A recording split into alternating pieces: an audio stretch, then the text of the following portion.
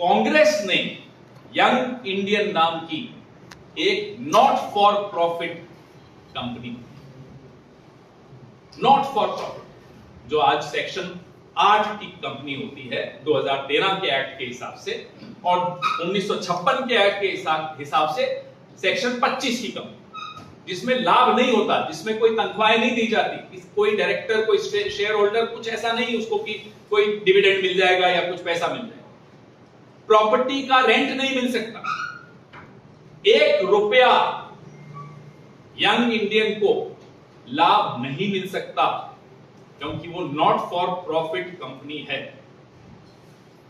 Young Indian ने national Herald की जो कंपनी थी, एसोसिएटेड जर्नल लिमिटेड, के सारे ऋण अपने ऊपर लिए और उस ऋण को इक्विटी में तब्दील किया, ताकि वो कंपनी सुचारू रूप से वापस से चल सके, अखबार निकल सके, मीडिया की गतिविधियां हो सके।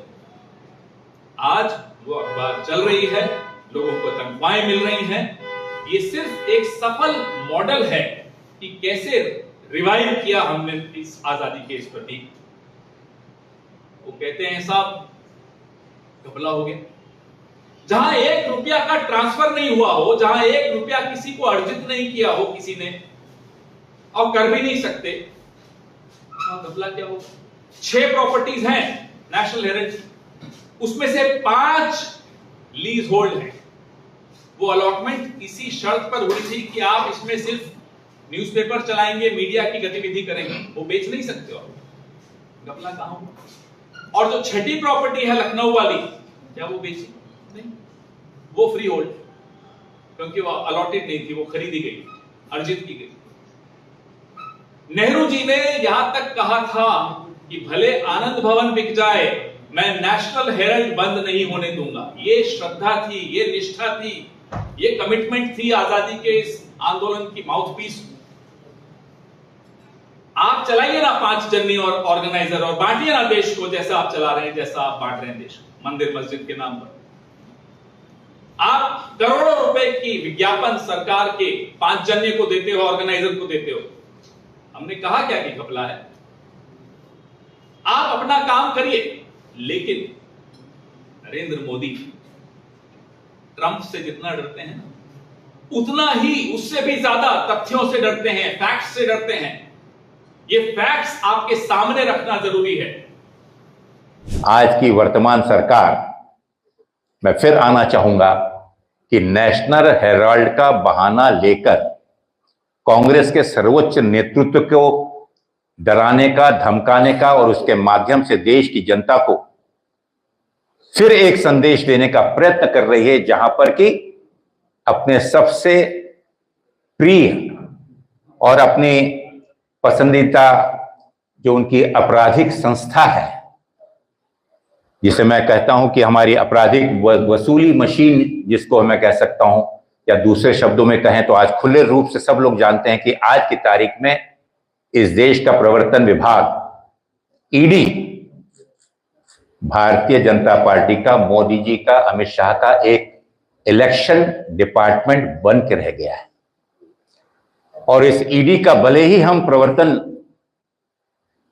मंत्रालय और प्रवर्तन विभाग के नाम से जाने, लेकिन आप देख रहे हैं कि किस प्रकार से खुला नंगा अलोकतांत्रिक कृत्य इस ईडी के माध्यम से किया जा रहा है। जो विपक्ष में हैं, उनकी आवाज को दबाने के लिए,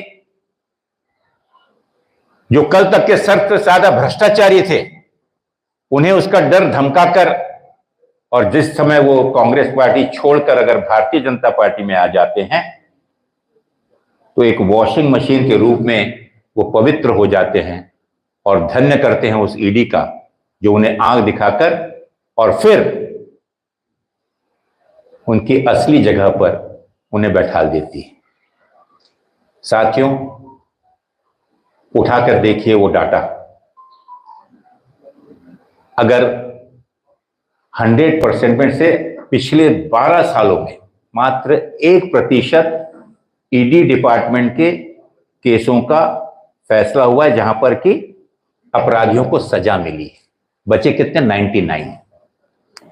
99% में से 98% केस वो हैं जिन पर आज तक न निर्णय हुआ, लेकिन जो केसेस जिन पर हुए हैं वो सभी राजनीतिक प्रतिद्वंदी, विपक्ष के नेता या विपक्ष के वो लोग हैं जिन्होंने इस सरकार की असलियत को, इस सरकार को ऐना दिखाने का काम और जनता तक उनके कुकृत्यों को पहुंचाने का कार्य किया हो।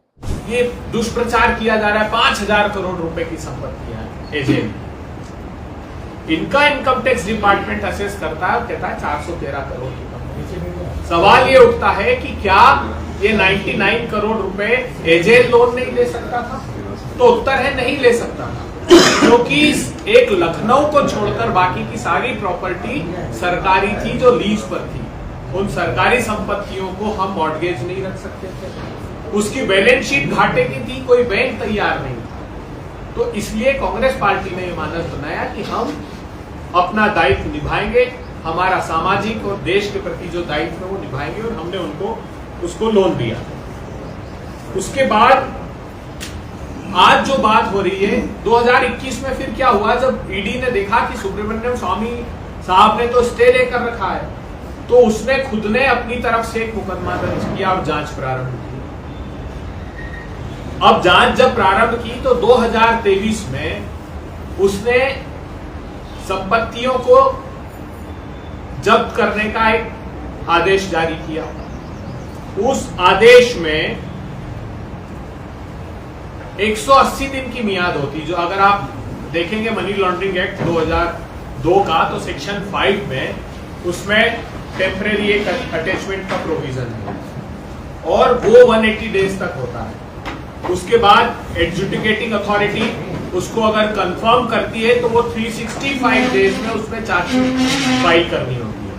तो 10 अप्रैल 2024 को वो एडजुडिकेटिंग अथॉरिटी उस जो इन्होंने संपत्तियों को अटैच किया था, जो टेम्परेरी अटैचमेंट था, उसको कंफर्म किया, तो 365 दिन 10 अप्रैल 2024 से ईडी की बाध्यता होती कि वो चार्जशीट पेश करनी है, नहीं तो मुकदमा ही खत्म हो जाता। तब 9 अप्रैल 2025 को वो तिथि खत्म हो रही थी। उस मजबूरी के तहत ईडी ने वो चार्जशीट फाइल की। इसका आशय ये कि मुकदमा एकदम ट्रांसपेरेंट है। हमने किसी तरह का राहुल गांधी जी, सोनिया गांधी जी जो कंपनी यंग इंडिया में जिनकी हिस्सेदारी है, 1 रुपए का करप्शन नहीं हुआ, न जेल में हुआ।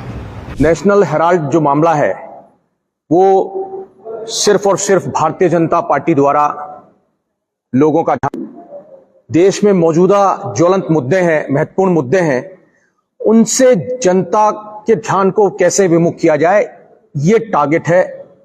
इसमें यही कहना चाहूंगा कि ये कोई आज का मसला नहीं है। पहले के जमाने में जब राजा महाराजे हुआ करते थे और प्रजा कोई मामला उठाती थी तो उस समय भी उनके ध्यान को विमुख करने के लिए इस तरह की कार्रवाइयां होती थी, इस तरह के मुद्दे लाए जाते थे, कम्युनल राइट्स हुआ करते थे। किस प्रकार से जनता मुख्य मुद्दों से जो है विमुख हो जाए, वो प्रयास रहता था। ये भी एक उसी तरीके का एक प्रयास है। और सही मायने में देखा जाए तो स्वतंत्रता संग्राम के लिए एक महत्वपूर्ण आवाज का काम अगर किसी ने किया था तो नेशनल हेराल्ड अखबार ने किया था। और ऐसे में यही कहना चाहूंगा कि ये देश की एक विरासत है, स्वतंत्रता संग्राम की एक विरासत है, जिसे सहेज के संभाल के रखने की आवश्यकता है। जैसा कि आपने देखा होगा कि अभी हाल ही के अंदर गुजरात के अंदर ऐतिहासिक अधिवेशन अखिल भारतीय कांग्रेस कमेटी का हुआ और उसी की ये बौखलाहट नजर आती कहीं ना कहीं मोदी और शाह के द्वारा कि इतने समय बाद पुनः उन्होंने जो है अपने पसंदीदा आपराधिक वसूली मशीन जिसे कहेंगे एनफोर्समेंट डायरेक्टोरेट ईडी तो पत्र दाखिल करने की कार्रवाई भी इन्होंने की है। इसमें कहना चाहूंगा कि मनी लॉन्ड्रिंग का यह पहला केस है जिसमें ना तो पैसे का और ना किसी संपत्ति का कोई आदान प्रदान हुआ। जब पैसा ही नहीं है तो केस किस बात का और आरोप पत्र किस बात का, यह सोचने की आवश्यकता है।